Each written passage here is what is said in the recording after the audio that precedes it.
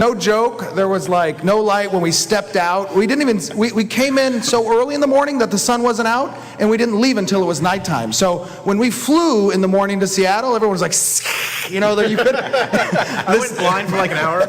I had like dizziness. I couldn't see anything. It was crazy. That's regular hours for me. Okay, there you go. We should introduce everybody. Oh, yeah, absolutely. We should. I'm sorry. Jeff? So I am Jeffrey Bard. I am lead designer of Ashes of Creation. I am Stephen Sharif. I'm the creative director and founder of Intrepid Studios. I'm Keith Kovac. I'm one of the senior character artists at Intrepid. I am Michael Bacon, senior general artist. I am Matt Broom. I'm a senior character artist. All right. High five. We finally are letting the artists out to talk a little bit. Right? A very, very bad idea. Not With good. rules, very artists. It got so busy at the booth on Friday that I didn't have time to get on stream, and I was like, Michael, take it and run with it. A very, very, very bad idea. It was pretty crazy. So let's start with actually one announcement that we made and we leaked, I think, a day before PAX actually began. We have a date for our Alpha Zero. What is that date, Stephen? It is December 15th, 2017, this year. This year. Yep, absolutely.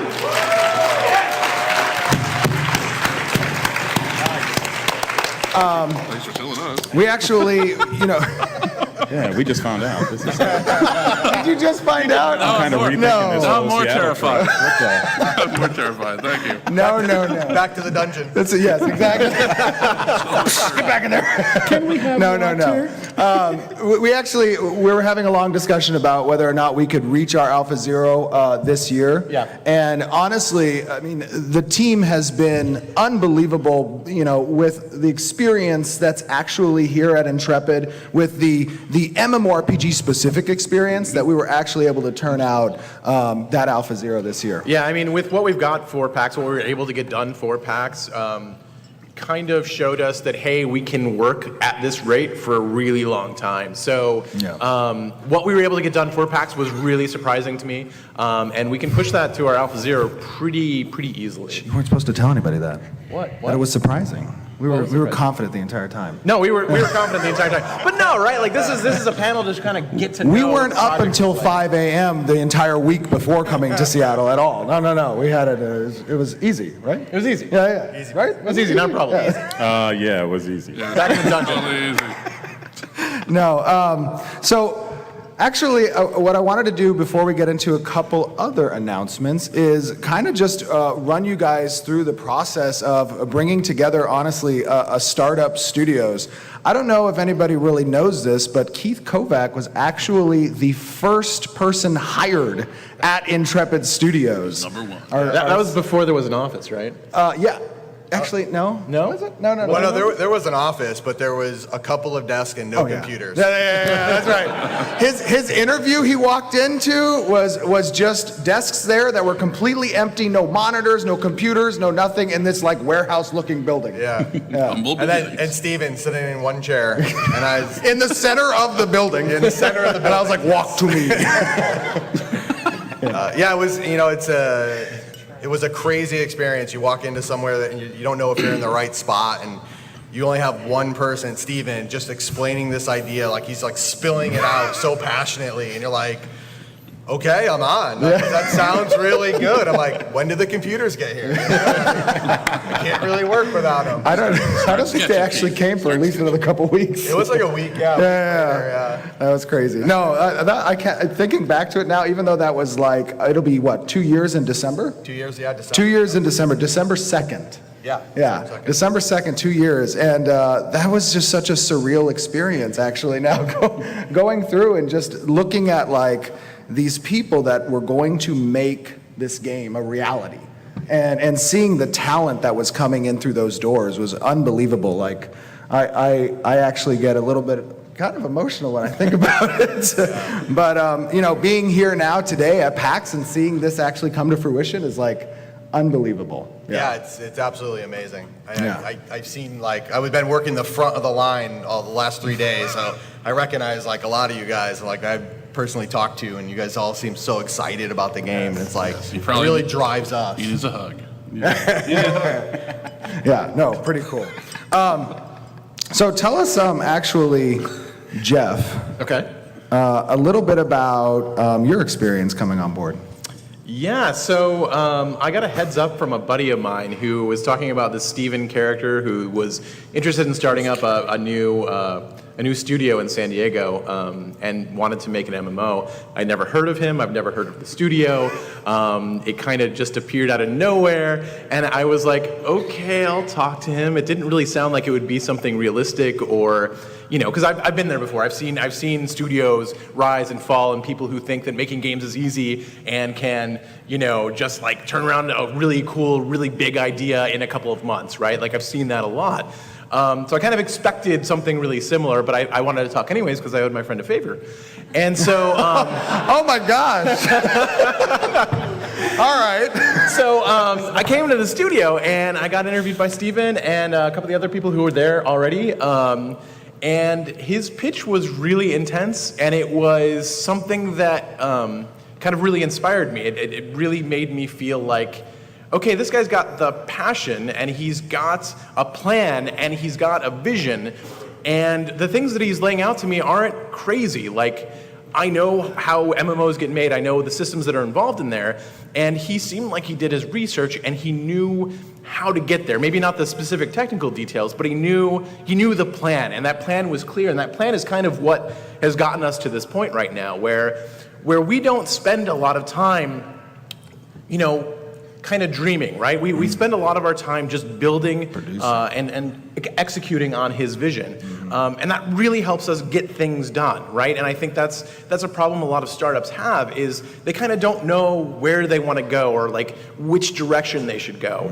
And here we knew from day one exactly where, when, and how we were going to do it. And that's how we got here today. So if we keep doing this, we're going to have a game real soon.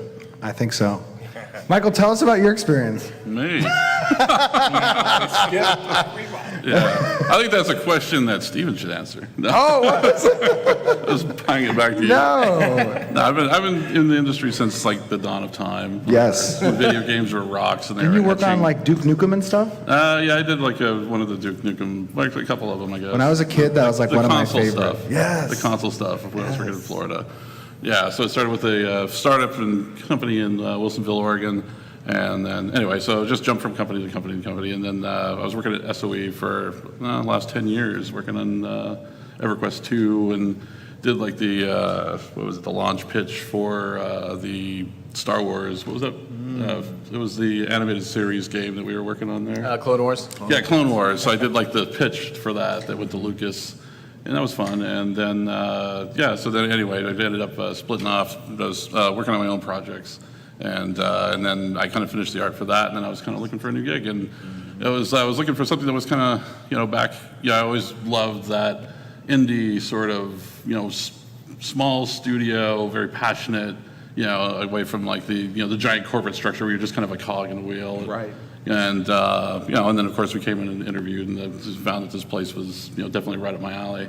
I wanted to be able to get in there and do a lot of different stuff and shape and mold a project with a bunch of passionate individuals, and that was Something really amazing about Michael Bacon that a lot of people may not know. His hair. His hair But It's all about defies gravity. Always. I want to touch his hair. is that Touch my hair. he can concept, he can model, he can animate, he can even design. He's an amazing musician with the guitar. This guy is like a Renaissance man. He's like the Leonardo da Vinci. A master of, a jack of all trades, master of none. I would say master of all. Close to master of all. Okay, You're being quite a few modest. of them. Yeah, exactly. Okay, at most of them, or some of them, or whatever. He also makes his own games in his spare time. That is true. Yeah, That's true. absolutely. I actually have one on my phone. That's true. You have one there? What's it called? Shut up or Shout out for Retro Assault. Retro Assault. Retro Assault. All right, there you go. That was in the iTunes store right now. Yes, absolutely. Check it out. Oh, wow, I got like one of my plugs in there. Well, that's cool. Thank you, Steven. Just That wow. wasn't in the script. Another amazing member of the team, Matt Broom, a legend kind of in the industry. Yeah, legend in the industry, I would multiple say. industries. Oh, yeah, multiple The industries. myth, the legend. Matt, tell us about your experience coming on board. I've done a lot of stuff. All right, Tell us about the stuff you've done. I'll keep this quick so it doesn't get boring. Spent some time at Sony, made a lot of games. We did vertical pitches for Harry Potter games. But the games that we put out were like, I put out were H1Z1, worked on Star Wars Galaxies, worked on some EverQuest 2, worked on DC Universe Online, PlanetSide 2, EverQuest Online Adventures, which at the time was the first PlayStation 2 MMO. It was a revolutionary game. Everybody should play it. Insanely hard to make. And then came full circle. And to get kind of into my experience with Intrepid, it was funny because I was already working on a game with a good friend of mine, Kevin. And he had told me about, this guy, Steven Sharif. He's got this amazing idea. He wants to make this big-ass MMO. It's got everything in it, and then everything has something to go along with it. And I was like, yeah, that sounds like super, super hard. So ultimately, Little did you know. let's do it. as soon as I stopped throwing up in my mouth, went in and sat down with Steven. And to keep it short, I've been with a lot of creative directors. I've sat in a lot of rooms with people that have big world ideas. Steven is like a computer. He's like a computer.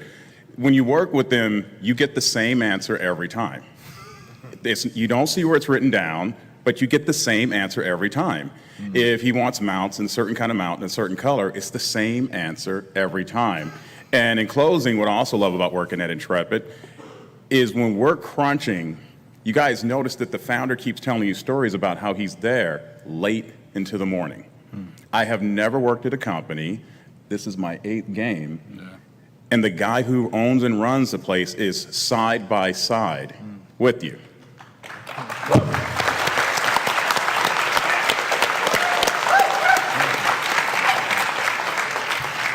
Well, I got to tell you something, and I think a lot of us know this. When something is a passion, it doesn't feel like work. Regardless of if you're there till 5 in the morning or not, you are loving what you're doing, and Ashes of Creation has been nothing but an absolutely just pleasure of an experience to kind of work with not only the team, but the project that we're creating is something that is exciting me a lot. Yeah, Unbelievable. It's for me. It's every month is something new and something rewarding, and a lot of it comes from you guys, right? Like, we can't make this in a vacuum. It doesn't exist without everybody, and your responses, your engagement, all of that stuff is kind of what keeps us going in this crazy experiment that we're doing right now. I know I've said this before, but I kid you not, even if I get home at 3 or 4 in the morning or whatever, I still always end up going to sleep either reading the forums like this or the Discord, and I fall asleep by my phone hitting my face. That's usually how that happens.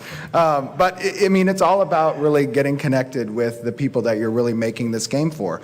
And it's an awesome thing to see just here at PAX, the faces. It's one thing to love read the getting words, food, right? yes, It's yeah. another thing to see the faces playing the game, playing actually Ashes of Creation this early. I mean, it's something that's awesome. I love it. Even when we went to our Kickstarter, like, we had no idea if we were going to make $1,000 on our first day. I mean, we didn't know. Like, and the next thing you know, it's like $1 million in the first day, and we're like, Watching that Kickstarter was insane. crazy. Literally on the first day. So, I mean, excuse me.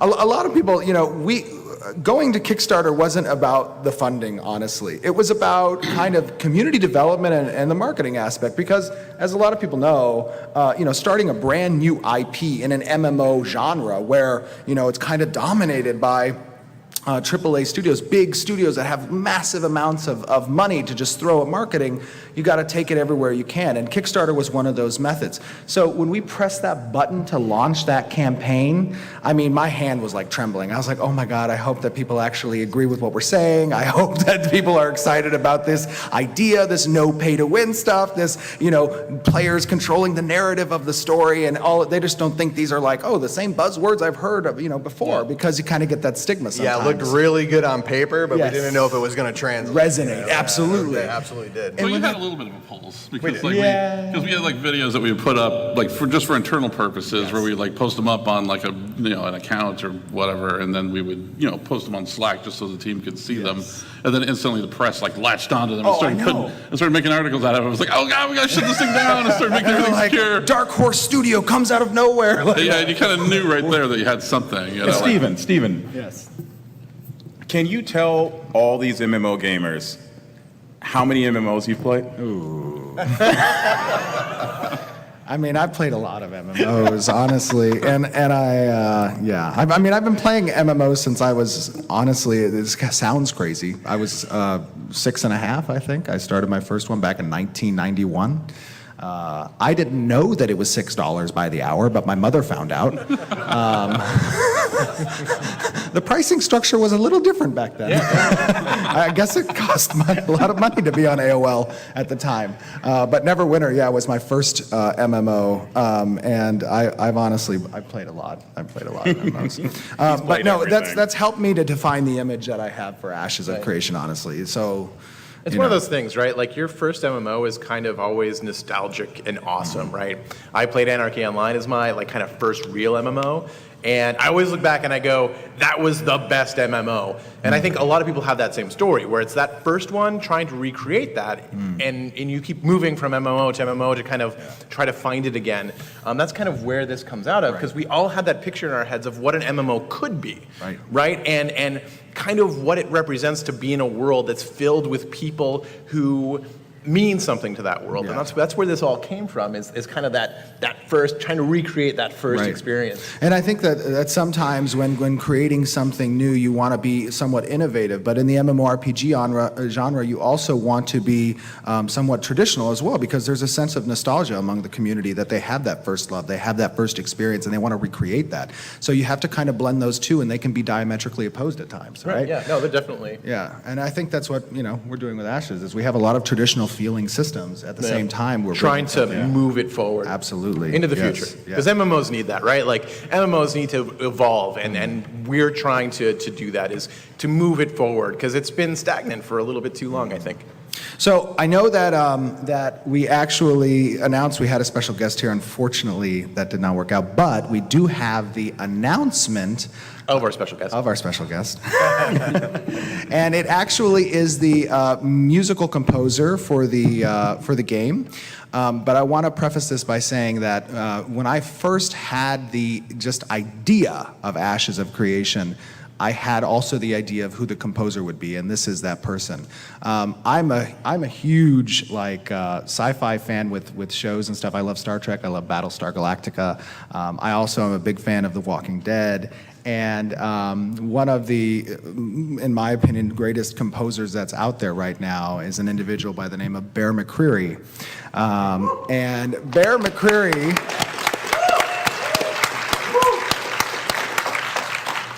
the composer for Battlestar Galactica, The Walking Dead, and a lot of other amazing things, is actually the composer for Ashes of Creation.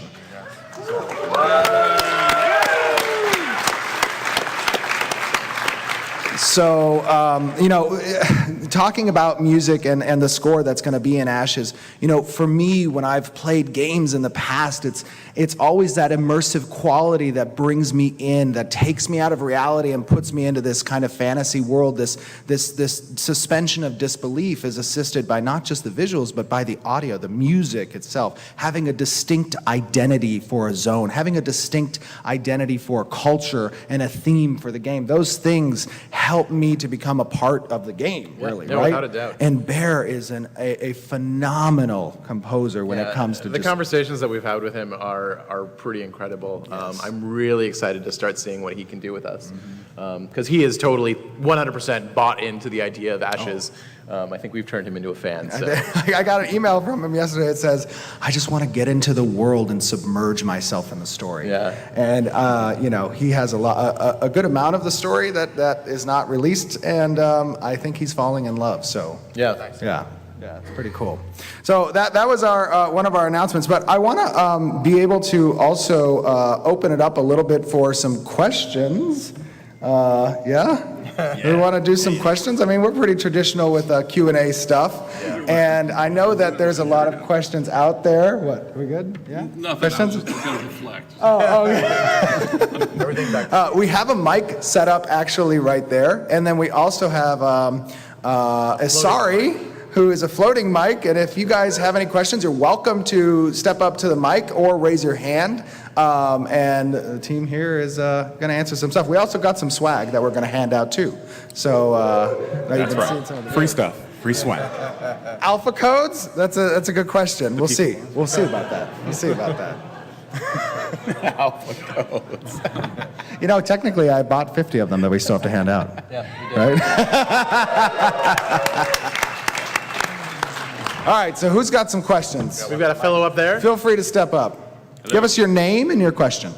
Yes, my name is John, and I have not seriously played an MMO since EverQuest. Okay.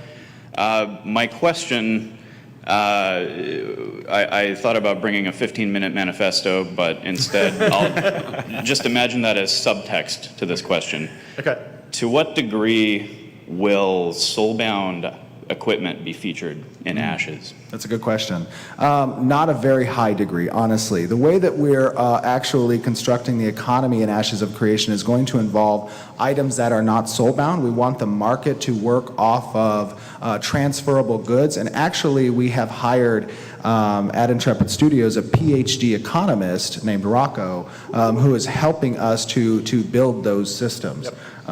And I think it's important that for a healthy economy, you have the ability to deconstruct and destroy these items and transfer these items. Another very important part of Ashes of Creation and what we're doing with regards to crafting of these items that are not soulbound is that the economy itself is regionalized. There's no global warehouse, there's no global auction house. You actually have to transit goods through the caravan system to region, and that can be pretty risky. Yep. Yeah. Yeah. If you take a look at a soulbound system, right, that's intended to pull items out of circulation, right? There are other ways of doing that beyond just binding it to your character. So you're going to see stuff like that in Ashes of Creation.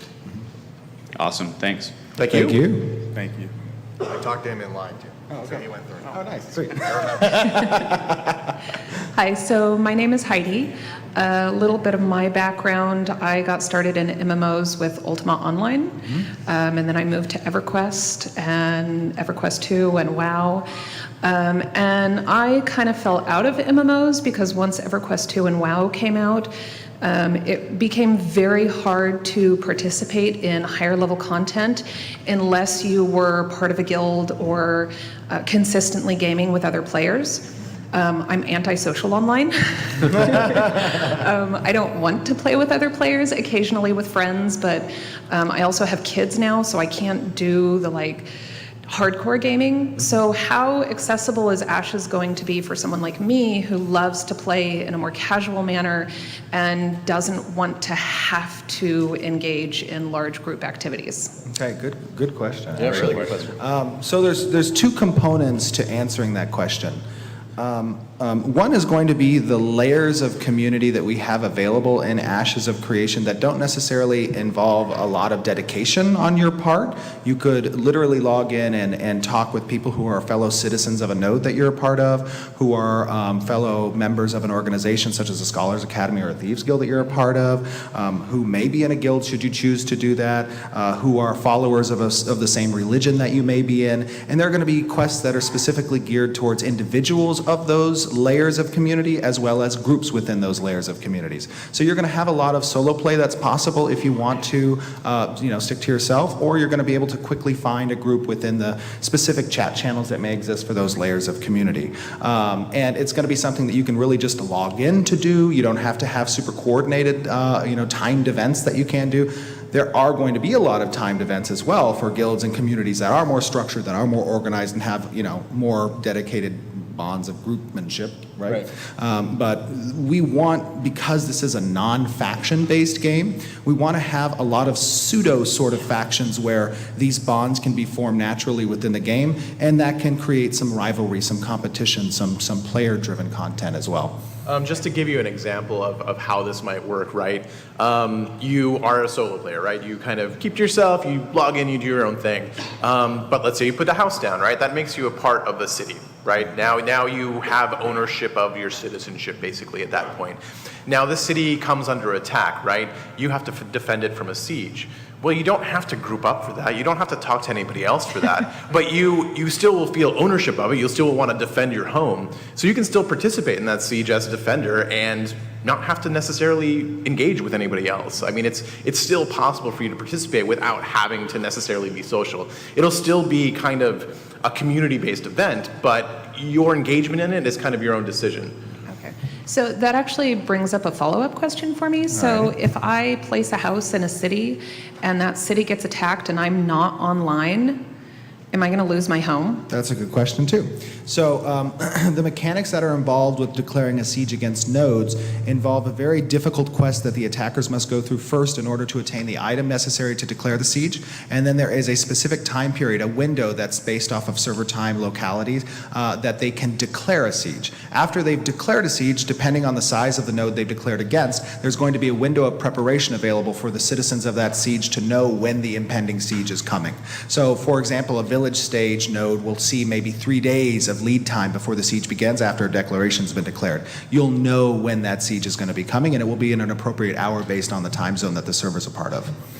And if I'm watching my kids and I can't play, will I lose my home? Then it's definitely possible at that Yes. point.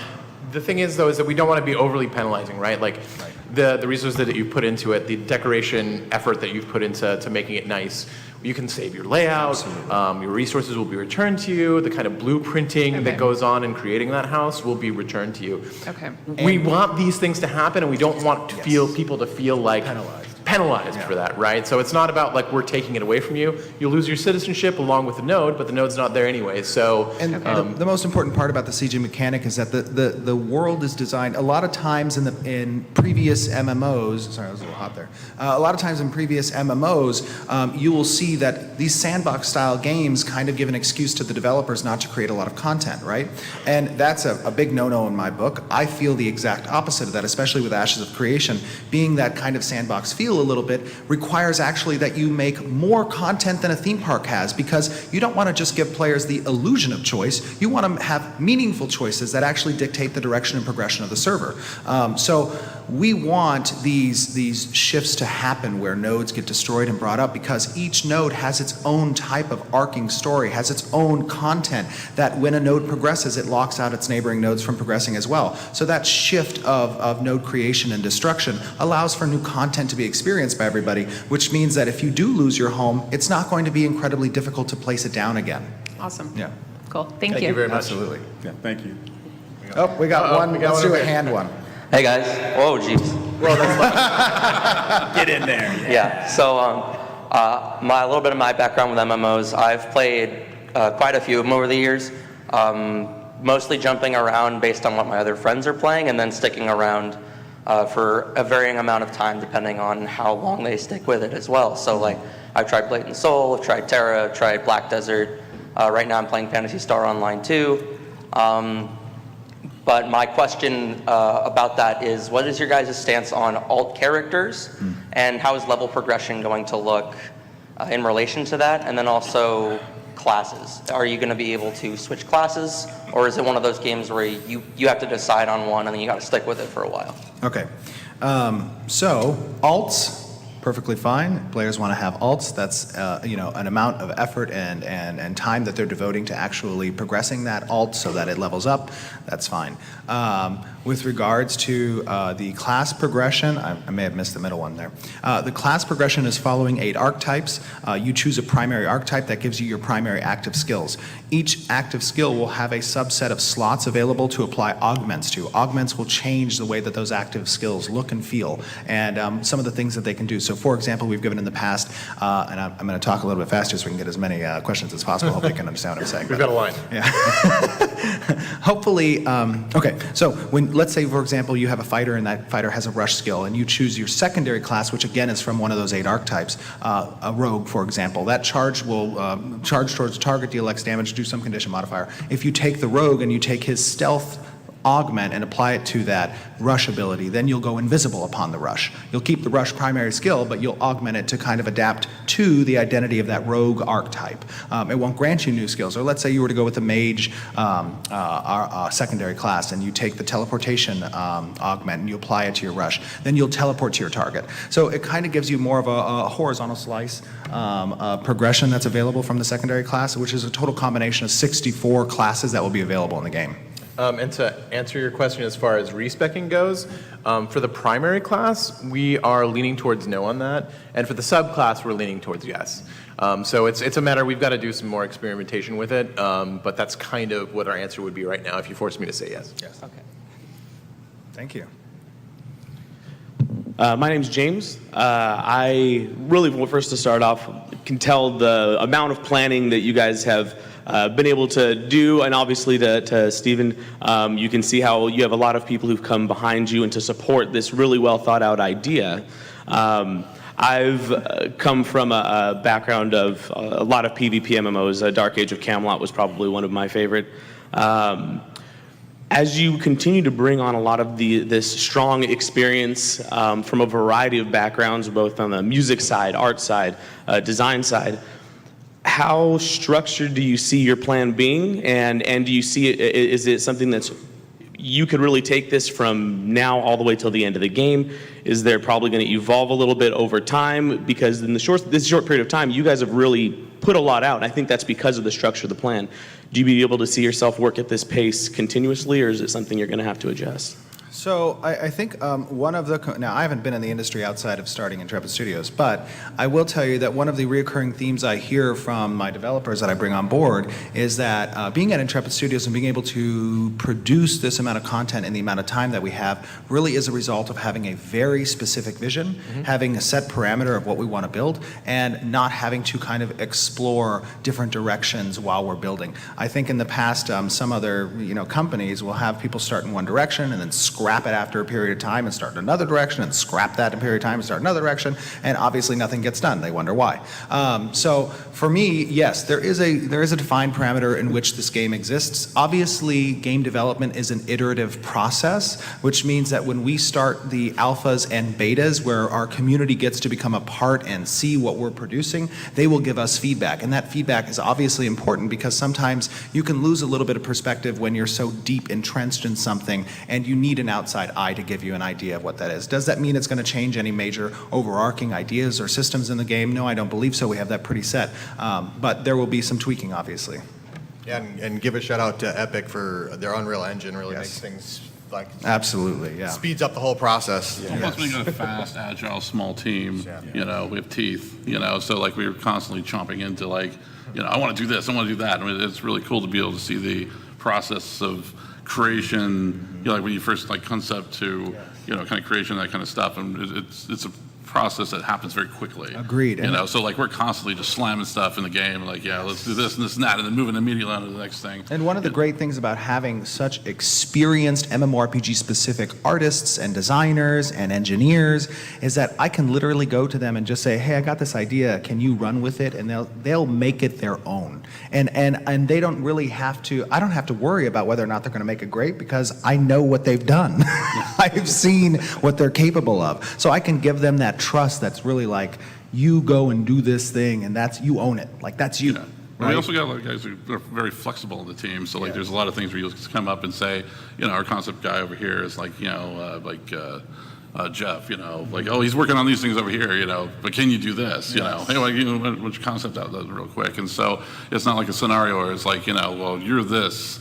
This is your job and this is all you do. It's we wear a lot of hats and we're very flexible in that regard. And so because of that, there's not a lot of bottlenecks. So we're constantly branching out into other areas and fields and just basically just taking on whatever we can, and that keeps things moving and keeps things kind of just another huge forward. Part of that is the atmosphere and the culture that's at the studios. It's an extremely flat and collaborative process. I mean, we have a lot of people that have an unbelievable amount of experience, and everybody can kind of learn from each other's experiences. They work with each other. They have multiple hats, like Michael said. So literally, we don't have offices. We're all on the main floor with each other, literally sitting next to each other, able to just roll over on that cement floor with our chairs. That's what I was going to say. Or just yell at each other. That's what we do a lot. The flat studio that we have, I don't have to go to an art director of an art director to get back into figuring out where the design is going. I go right over to Jeff and I get the iteration right then, and I go back and I'm already working on it, and we're done. You know. Yeah. Yeah, and also not a lot of ego. There's No, not at all. So I mean, it's like, so we're, we're not trying to step on each other. We're not trying to, Right. we're just trying to make an amazing game. An amazing game. Thank you, guys. Thank you. Thank you. Thank you. Oh, wait, Oh, we got we another. got one more. Wait, We can go 1, 2, 1, 2. you think so? Okay, that sounds good. That's unfair to them, though. Oh, I guess We have a that's long true. line. Let's go 2-1, 2-1. Okay, So 2-1, we'll 2-1. take you now. Go ahead. So I've been going mid-core to hardcore through World of Warcraft and Lich King all the way to Savage Final Fantasy. I'm curious what you have in terms of raid content, and if not calling it raids, then small group high difficulty challenges. So currently, our raid size will begin at 40 for our alpha testing. We intend to have massive battles. I mean, we want to put the massive back in massively multiplayer. So.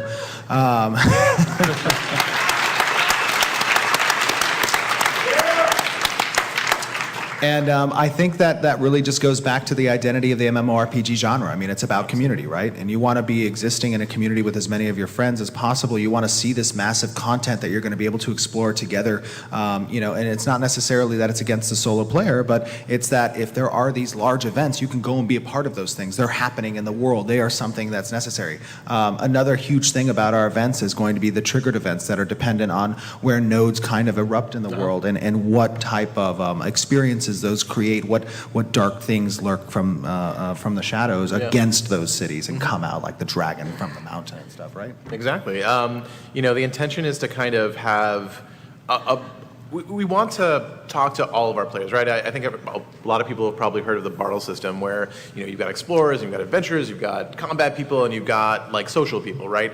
And MMO really, like in my mind, like archetypically should be all of those things, right? Because we're trying to create a separate world, and there are tons of different types of people in those worlds. So, we want to have small group content, we want to have large group content, we want to have huge raid content, and we want all those things to be kind of opt-in, where if there is this giant dragon coming and attacking the city, that those groups and those raids kind of naturally form out of that city's kind of need for defense. Right. So a lot of this stuff you're going to see kind of more organic forming groups that kind of form naturally based on what's happening in the world. Yeah, absolutely. Real quick, if you don't mind me adding on to that. Sure. So you mentioned like large scale. Is there anything like small group, high difficulty? Or? Yes. Yep. So the important thing about creating that large scale content, and also the interdependency that Jeff was talking about between the different sizes of and types of players that are in the game, is that you want to have something that it can be done for each event that kind of relates to the different types of players who are playing the game, right? So for example, you have like a castle siege that's going to include these large guilds going against each other. You're going to have these kind of mini occurrences that are within the castle siege that may only involve a small group, or they may have solo players capable of influencing something in the siege. So there are things to do kind of for the solo to the raid size and in between. Yeah, and if you come by our booth, we have an example of that small group content. Yeah, we do. Absolutely. Hi. So I mostly just came here because I saw it in the program, and I saw it was an MMO. You raised a lot of money on Kickstarter. You must have promised something or been about something that was very different than people felt they needed in the industry. So for other people that might be a bit like me in here, could you give like a high-level overview of the things you're most excited about that you feel are different than the standard MMO? And just a quick yes or no question, do you have a mathematician? Do we have a mathematician? Yes. So you mentioned you have an economist, and I've seen a lot of games. They spend a lot of time iterating on simple balance issues that could be solved by someone who looked at the equation and said, yeah, that's not balanced. But We don't have a mathematician specifically, but we're all pretty competent with math. Yeah. No, we have CS guys who are pretty familiar with math. Absolutely. I mean, they know linear algebra, and they know they're pretty advanced. Yeah, I see their books on their desk. Yeah, they're pretty scary. I look at them and I'm like, what is that? It's just arcane symbols. They bring things into the world. That's a lot of Greek.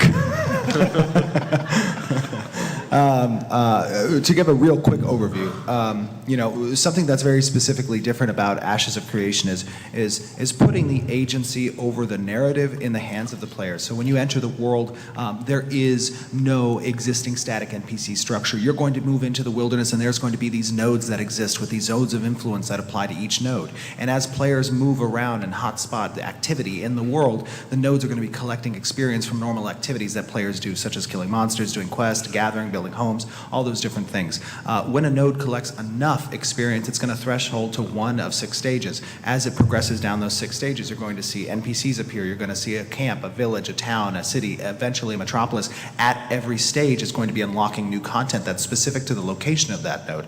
So players are going to be able to build literally cities up from the ground, and then they're also going to be able to destroy them to pave the way for new content. Nodes specifically, when they get advanced in stages, disable nearby nodes. So you are literally locking out content that's available, and players are going to have to build this up. Each server is going to experience a different history. Each server is going to have a different story told. Cool, thanks. Yep. That was quick, man. I'm sorry. I'm impressed. That's the first time I've said that. So you stated before that your most important system that the most players interact with is the combat system, which is what my question is about. You've recently added the combat minigame bar. It feels comfortable on a mage. At first my reaction was I hated it, but the randomness in the mage feels at home. On the melee classes, not so much. How set in stone were you guys on the minigame? And are you going to carry it over to all classes, or for instance on a melee class, were you thinking about maybe doing something a little different? So let me give a pretty in-depth overview on the QuickTime event that's been associated with the #1 skill in the combat. Also known as the combo system. Also known as the combo or precision system. So specifically, I do believe it is correct that combat is one of the most important aspects of an MMORPG, obviously making it feel fluid, making it feel comfortable, because it's something that you do very often. The reason that we added the QuickTime event was because we didn't want to have an auto attack feature. The QuickTime event doesn't apply to all skills. As a matter of fact, it only applies to one skill, and it generates what we call focus. And focus is an alternative energy source that can fuel certain types of skills. So instead of using your auto attack, you're using your primary weapon skill. And this weapon skill is a progression path in and of itself. You have your normal skill tree that you have with your assigned class, but then each weapon has a progression tree as well. And that progression tree allows you to add specific types of conditions that will be procced when you hit a combo in the precision system, in the combo system. Now, the huge thing about QuickTime events obviously is going to be the interaction with your eyes and the UI. And right now our UI is pre-alpha. It is very early. And part of making that more intuitive is obviously going to be an iterative process between developing further the UI and then getting players adjusted to that kind of QuickTime event. Your question, are we set in stone on the QuickTime event? Well, it's something that we'd like to have in our testing phases, obviously, to get better input. I think that there was a lot of, initially when we released and showed that, there was a lot of like, oh, I don't want the QuickTime event. But all of the reactions, almost all of the reactions we've been receiving from people who have been participating in the demo here at PAX has been extremely positive, and they've liked it. So I think that part of giving feedback is actually having a hands-on experience, and then when that hands-on experience is had and you have the feedback to give, we're going to be taking it. Yeah, like the melee obviously has problems because people are always outranging you. Yes. And the animations for the melee are really fast. So those are things that are going to be adjusted over time, and kind of we'll find the sweet spot on them. Right. You know, this is not a finished product by any means, and we're just going to try and make it better, more fluid. Right now, it feels pretty good on 2 of the classes, and it'll continue to get better as we progress. So, and I will say one other thing. You know, part of the process that we're adopting as a studios is having that very, very, very transparent window in our development that we're literally at PAX showing a pre-alpha build, which I don't think really gets done very much. I don't think it gets done. But the reason we're doing it is because we want the community to see what's going on with production. We want them to see the progress we're making, and we want to have that dialogue We have an exist. obligation to you, right? Like, Absolutely. you guys are the ones who made this possible. So we are obligated to share these things with you. And we might share it warts and all, and we expect that Yes. feedback, and we want that feedback, and we appreciate that Absolutely. feedback.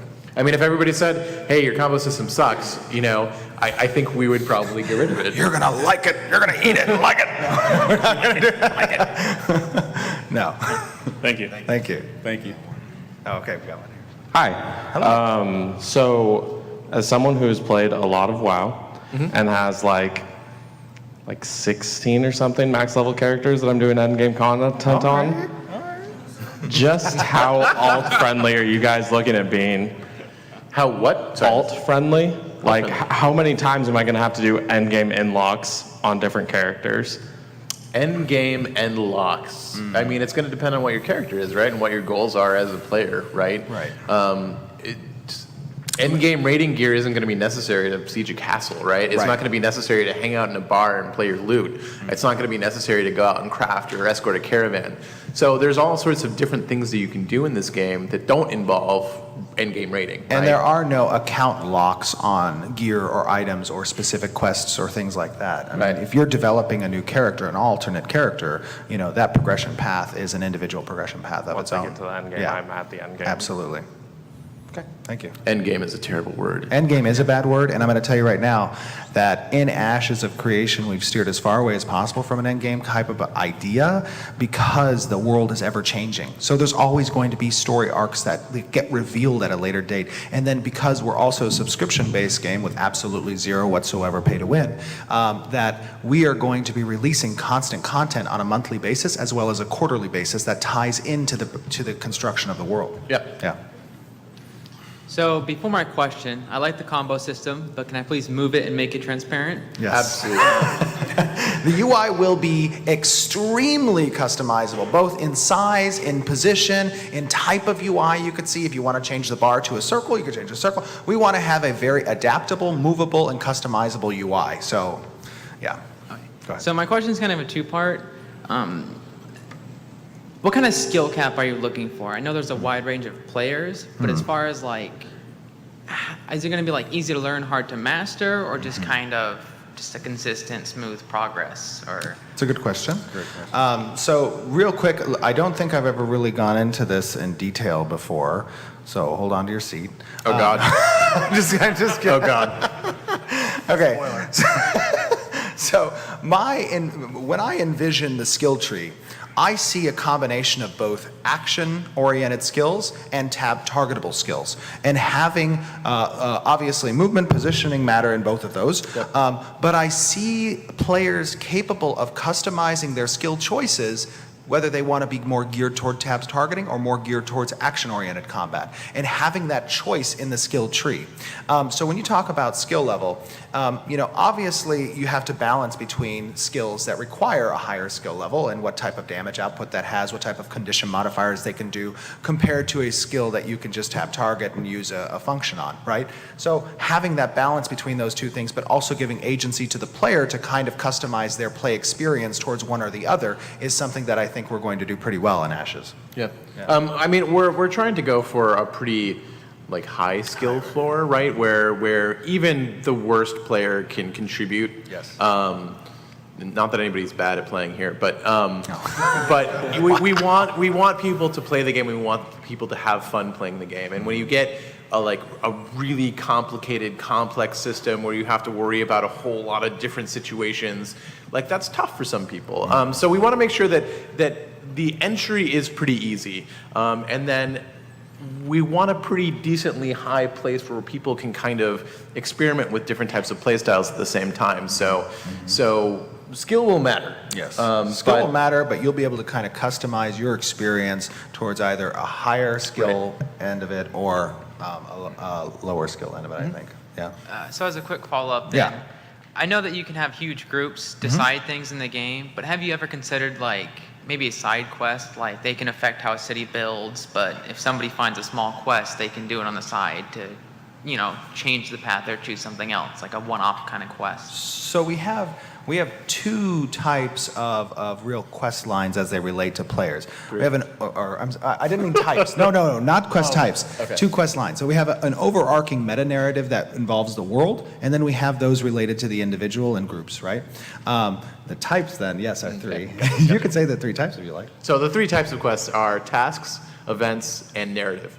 So tasks are a little kind of more incidental quests. Like if I'm going to go send you out to kill 5 wolves, right? Do I need to actually tell you a story about that? I don't really need to give a designer a week's worth of work to figure out how to make killing 5 wolves interesting, right?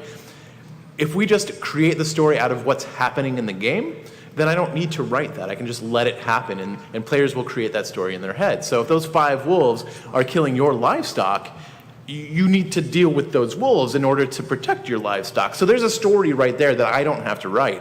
So tasks are generally these smaller sort of quests that kind of affect the node as a whole, that have consequences.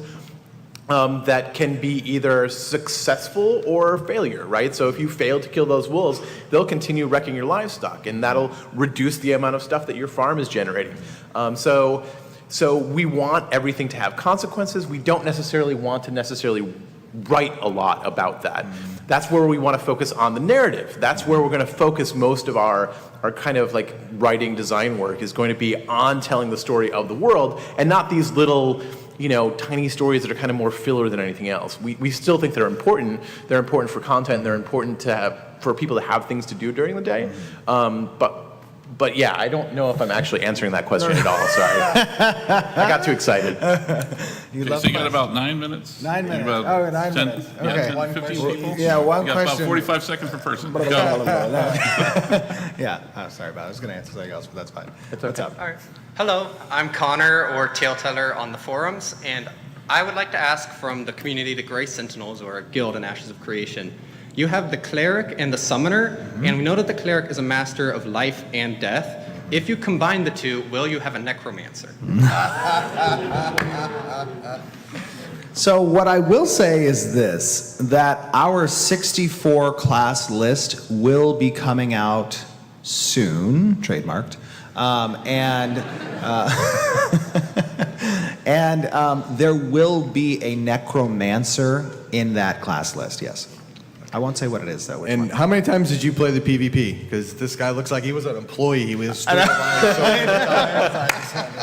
2 times. Okay, there you go. And one quick question. If you delve too greedily and too deep into a mine, will something awaken in the darkness? It's absolutely possible. You got to be careful in that. Yes. Okay. Yeah. Thank you. Over there. All right, Thank one you. over here. All right, hi, my name is Kai from the Discord. Shout out to Rivi and Como and Tug for this question. What is the world's name?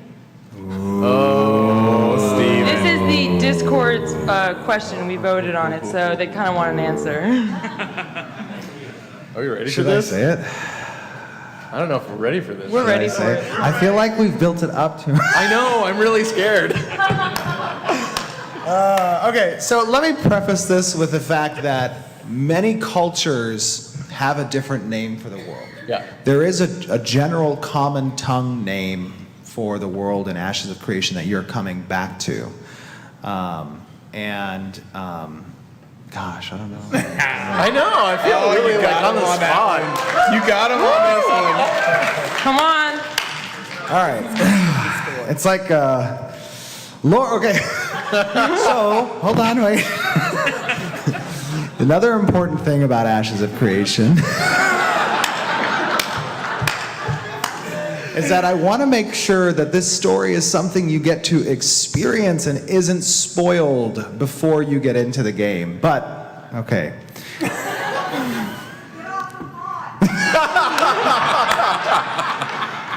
All right. The name of the world in Ashes of Creation is Vera. Thank you very much, everybody, for coming in. Not cool, Jeff. I was wondering if Jeff was going to let him say something. Oh my gosh. Okay. The name of the world in Ashes of Creation is Vera. V-E-R-R-A. Vera. And that was not scripted at all. Oh my goodness. Thank you. You're very welcome. Are you okay, Jeff? Oh, yeah, okay. That's clear now. I almost thought it was going to be an old woman. All right, I'm going to take one more question, and then we're gonna get kicked out probably. So, All right, so this question's from one of my guild members about alchemy. How do you feel about that? And then also, is there anything you can make to be like permanent boost to an individual that you can like put on your armor or hold around to boost anything?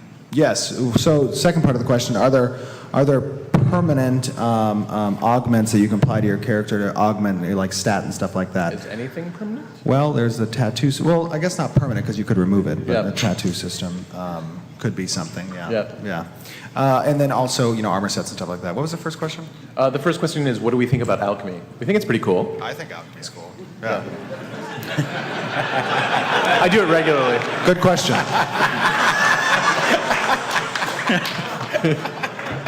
Alchemy will almost certainly be a profession, yes. All right, guys. Alchemy, you're going to have. It's one of the professions that you're going to be able to explore in your artisanry. That's going to give you the ability to kind of create these cocktails, these potions, these basically aids that can assist in either granting temporary buffs or revealing certain types of things. So, Yep. Yeah.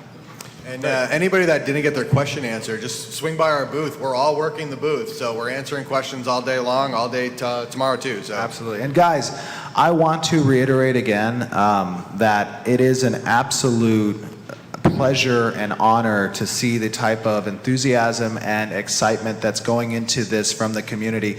You don't understand the smiles that you put on our faces at the studios every time we release anything about Ashes of Creation. To see your guys' involvement in this, to give us your feedback, the passion that you're putting into it honestly makes our days possible. We feel really lucky. Yes. Thank you. Very much. Thank you very much for coming. What about swag? Thank you, guys. All right. See you at the booth. Alpha Key. Oh, Alpha Key.